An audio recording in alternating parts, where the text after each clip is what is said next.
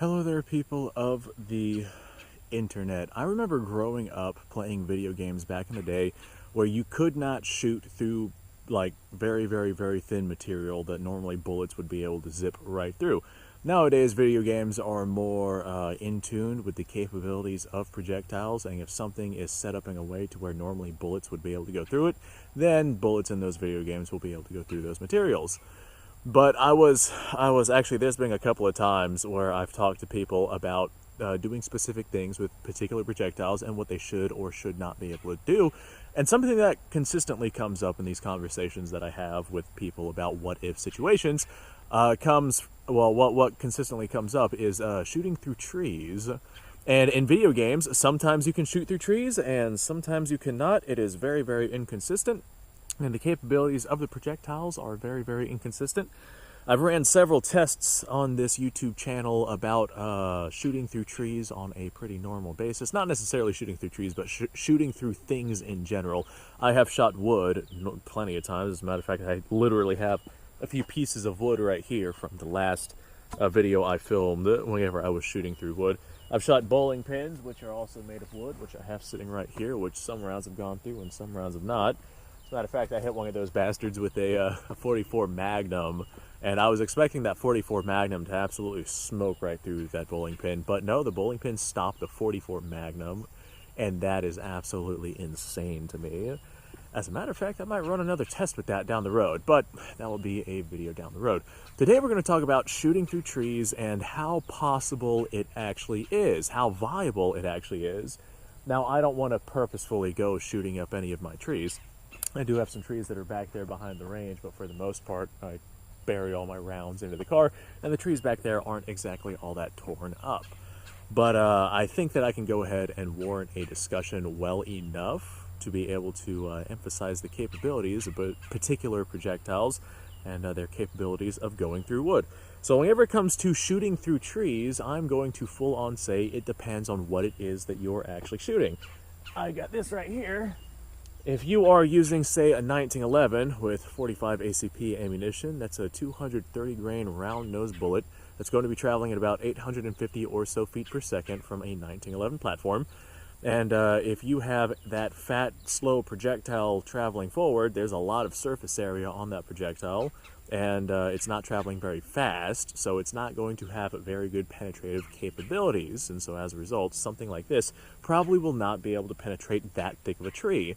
The reason why you would want to penetrate a tree is if somebody is hiding behind it, you turn that cover into concealment. So you have to take into considerations what you're going to turn that cover into concealment with, and something like a handgun cartridge would probably not do that job. However, if we bump up that handgun cartridge to something a little bit more powerful, and something out of a carbine length system to achieve as much velocity as possible, then we might see a little bit better penetrative capabilities depending on your ammunition type. Like, for example, I have some 38 special rounds right here. These are not anywhere near more powerful than 45 ACP, but this right here will serve for representation. I have a soft point round, which is designed to expand upon impact, and I have a soft lead round, and neither of these would be very good at penetrating. However, if I were to take like a full metal jacket round and I were to send that at wood to where the bullet does not expand, and so as a result the surface area does not increase, we would have better chances of penetrating wood. Now, I got a couple of little 2x4s over here, and those right there, like this 38 Special, would absolutely smoke right through those 2x4s, so I'm not going to bother setting up those 2x4s. I'm just going to go ahead and send a couple of 38 Special rounds of our grill down there. And of course, these are going to pass right through that grill, too. There's one round. Actually, this brass is salvageable. My buddy Josh was making fun of me the other day for salvaging my brass for reloading purposes. And that's fine. He can make fun of me all he wants, because guess what? I can reload and he cannot, so I have more ammo than he does. But small, soft point rounds like that, those are simply not going to be able to penetrate very deeply. Now, once you bump that up to something with a little bit more power, like say a 7.62 by 39 from an AK, then you start to see some better capabilities with penetration. I don't have any 7.62 by 39 out here, and I don't have a way to really represent that for this particular video, but we have a, I believe these are a 123 grain projectile, might be a 124, but 123 grain-ish projectile traveling at about 2,400-ish or so feet per second from a full-length barrel AK. And so that there's obviously going to have significant better times, or significantly better penetrating capabilities than a 38 special, especially since most of your AK rounds are going to be full metal jackets, because that is your military style of projectile. So that military style projectile being a full metal jacket, it's not designed to expand, so you have better penetrative capabilities out at those long ranges. Well, not out at those long ranges, but better penetrative capabilities through pieces of wood. Sorry, I'm so used to talking about long range and comparing cartridge sizes and whatnot. Now, all of that being said, let's step it up just a little bit more. If you had a tree that was large enough to protect a person, to conceal a person, such as myself, or such as, I'd say I'm about average size or so. But if you had a tree large enough to be able to conceal somebody, then odds are an intermediate cartridge like the 7.62x39 going through that tree is still going to be pretty gosh darn unlikely. In order to get the best possible chance of going through that tree, you'd want something like a full powered rifle. This right is an M1 Garand chambered in 30-06. I know exactly what you guys want to hear. Wait for it. Ah, that was nice. Ah, I almost caught it.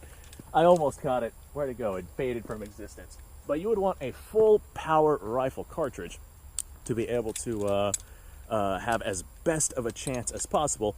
But not all full power rifle cartridges are the same. Why are you having such a tough time getting in there? That's not the first time I've asked that question.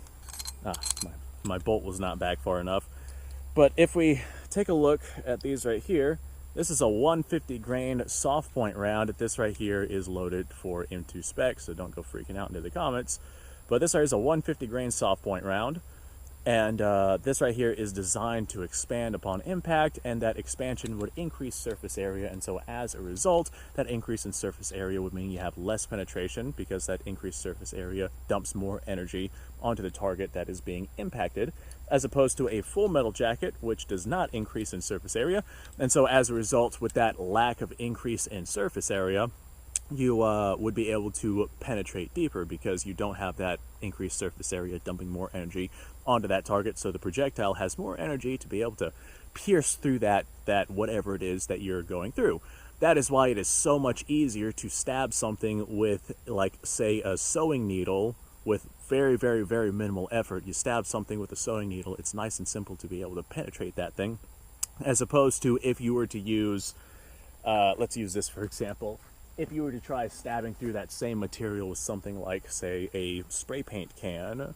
Significant differences because of that increased surface area. So I got this full metal jacket round, and I guess I do have the soft point, but I think I'll save the soft point for later. Let's go ahead and send a round downrange, and we'll listen to the M1 Garand go ping here. If there's a tree down there, this right here would probably be the best option for penetrating that tree if there was somebody hiding behind that tree and we needed to get at that person, simply because we have a full metal jacket that is a non-expanding round, and we have the most powerful rifle that I have out here right now.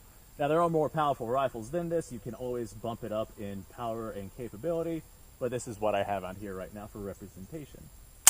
Oh, we had ourselves a failure to fire. Un momento, por favor. Oh, I guess it would probably help if I had the round chamber. Alright, now we're going to go ahead and send us around downrange. There we go. She fired that time. Fantastic. I like whenever there's smoke and whatnot coming out of the car. Now, I'm sure a lot of people will bring up, why don't you try using AP rounds? Those right there are going to be able to penetrate better than, or penetrate trees better than your standard full metal jacket ammunition.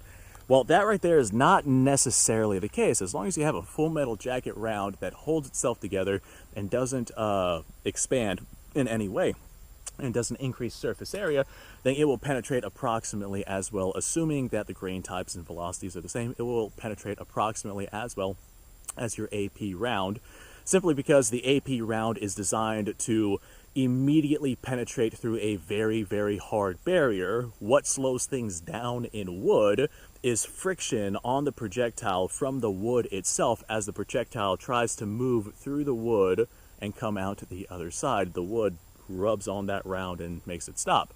Whereas something like an AP round, which is designed to go through metal, the AP round, the harder material of the AP round is harder than the steel that it is coming up against. And that hardness of the material is what pushes that AP round through that metal. So I feel like you would not see that much of a difference if you were to use these full metal jacket capabilities on wood, because both of these materials would be significantly harder than the wood that they are trying to pass through. And what makes the penetrative capabilities of a round through wood is based off of the friction the round receives, based off of the velocities it's going, etc., etc. Like if you were to have a steel core 150 grain round. If you had a steel core and a lead core, 150 grain round, and the steel core bullet was this big, but the lead core round was significantly shorter, the shorter round would have less surface area, but it would have more weight. So that lack of surface area rubbing up against the sides of the round as it passes through the wood would likely slow it down less. It still has the weight, so it still has the same mass, so it would still be able to penetrate as effectively as that steel round. However, the steel round with the increased surface area, because it is a longer bullet rubbing up against that wood, that would likely slow it down more, and you would likely see less penetrative capabilities with a round like that. So there's lots of factors that you got to take into consideration whenever we're talking about shooting through a tree. And then you have to take into consideration whether or not there's a knot inside of the tree, or whether or not the tree grew around something like a fence post or a piece of barbed wire or a piece of metal or a piece of rebar, or, you know, insert your choice of situation here where the tree grew around that thing. But the thickness of the tree, the type of wood that the tree is made of, whether or not you hit a knot or something, there's a lot of variables that comes into shooting at a tree. Now, if you really want to get through a large tree, odds are you would need some sort of anti-material round, like a 50 BMG or something like that. That would probably be your best chance. But now you're getting beyond the scope of an individual's personal firearm, and you're getting more into a specialist role. Yeah, that's probably a topic for another video. So thanks for watching, folks. I do appreciate your time. Like, subscribe, share. Hopefully you guys learned something with this. If not, then I will try again on the next video. So you guys go off, have yourself a fantastic day. I'm going to go hydrate, and then dehydrate, and then hydrate again. I will see you guys later.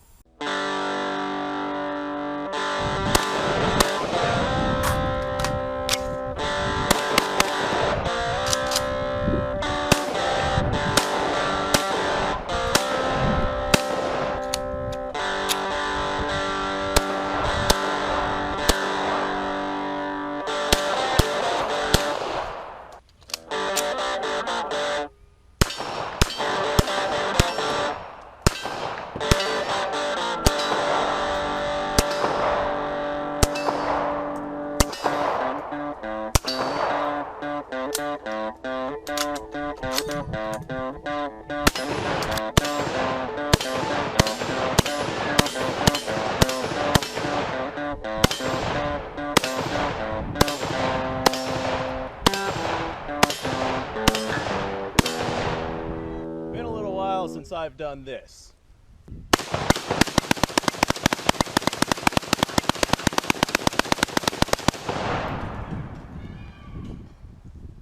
Bonnie and Clyde be damned. The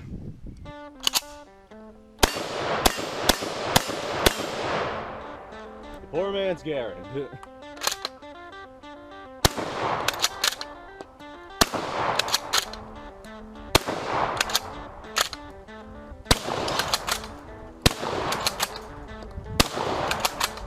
a shame that bolt-action shotguns aren't more mainstream.